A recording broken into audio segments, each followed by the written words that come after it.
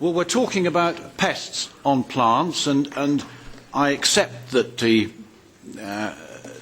MEP over there who's introducing this is looking at this from a slightly different way than I am, but I'll initially say that if you have such a wonderful organisation as the EU covering such a huge area where people can move whatever they want, you're going to have easy transmission of disease.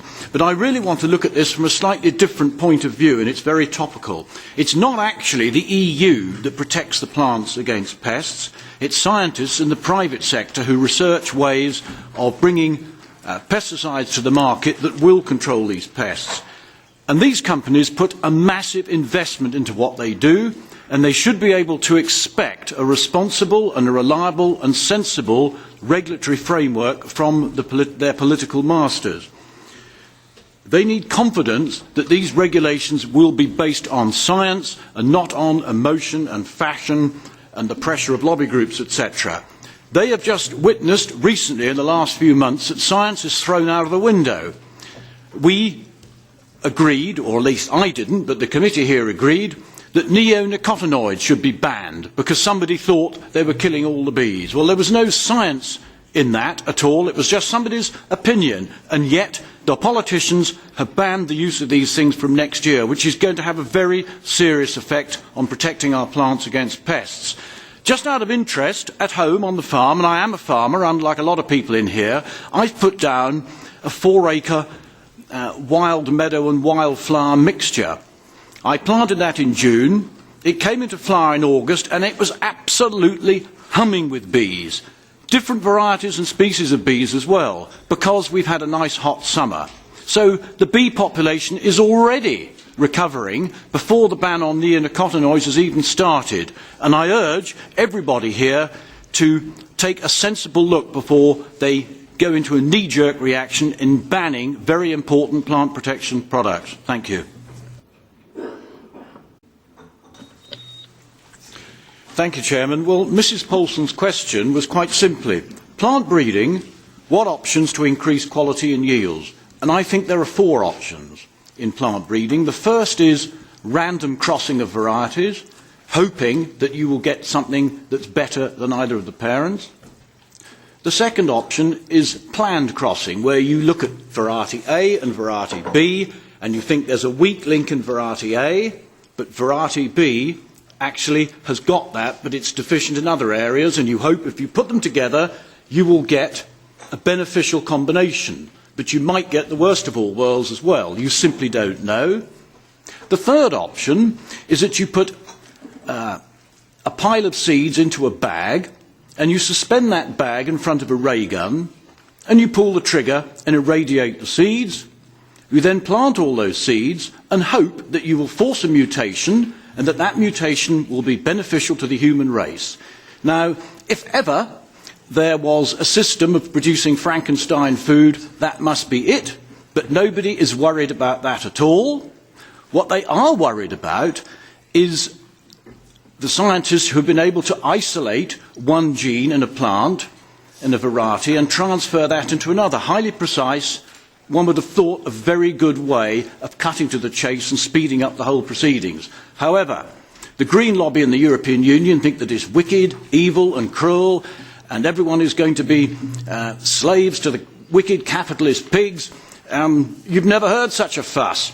Now, we've got British scientists in British institutions, and in one of these institutions in Rothamsted in Hertfordshire, the British scientists there are taking a completely fresh look at controlling insects on plants. As you know, insects carry viruses, and rather than killing the insects that come onto the plants, whereby you stimulate a resistance, they are borrowing an idea from the peppermint plant and deterring these insects so they go off and look for something else to devour. You'd have thought that was a pretty good idea. Oh no. There was a concerted effort to trash that trial in May last year. Apparently 3,000 people were going to come and overwhelm the police and go in and trash it. Well, 150 actually did turn up. I went to defend the British institution. Those 150 people felt that they couldn't take on the police and those of us who'd gone there to defend it. And so they took it in turns to make anti-capitalist speeches, and then they started singing in French. another Norman invasion, I can't help feeling. But that is the attitude. I don't think the EU is fit to regulate in this area. They just make more and more complicated tests. They're making it more expensive for anybody to have a good idea. They should allow this whole area of policy to devolve back to member states, and those member states should decide on how or whether they will operate GM technology. Thank you. Unfortunately, maybe this discussion on GMOs has given a little bit of wrong picture of the sector of plant breeding in Europe. Compared to many other countries of the world, we have many small and medium-sized enterprises, and even certain sectors like fruit tree breeding, micro-enterprises. And the Commission is also working on a study to get a more clear picture. So there are not only big companies, there are a number of small and medium and micro enterprises doing plant breeding in Europe. And we believe that our current legislation on marketing of seed has indeed supported these smaller enterprises, because there is an even playing field for variety registration before marketing.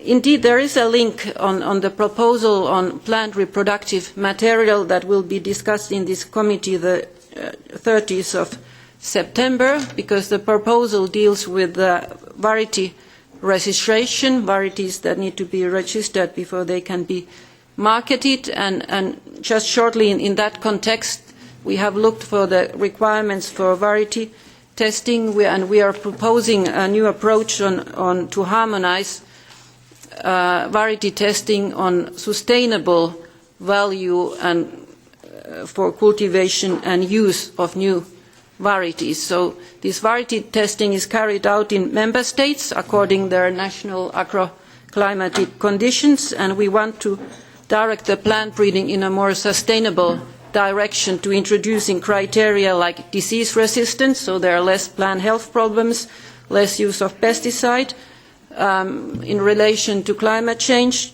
criteria on how to test to have more drought resistant varieties or more water resistant varieties. We believe that biodiversity is of utmost importance for preservation of genetic resources and material for plant breeding, and therefore we are proposing a number, even new approaches to make sure that there is more diversified material available. In our proposal, we are trying to support farmer breeders and gardener breeders that are active on their own farm on plant breeding. And finally, this variety testing in the member states, there is official variety testing, and member states' authorities set up so-called recommendation lists so that farmers get independent and official information on different varieties for their use. Thank you.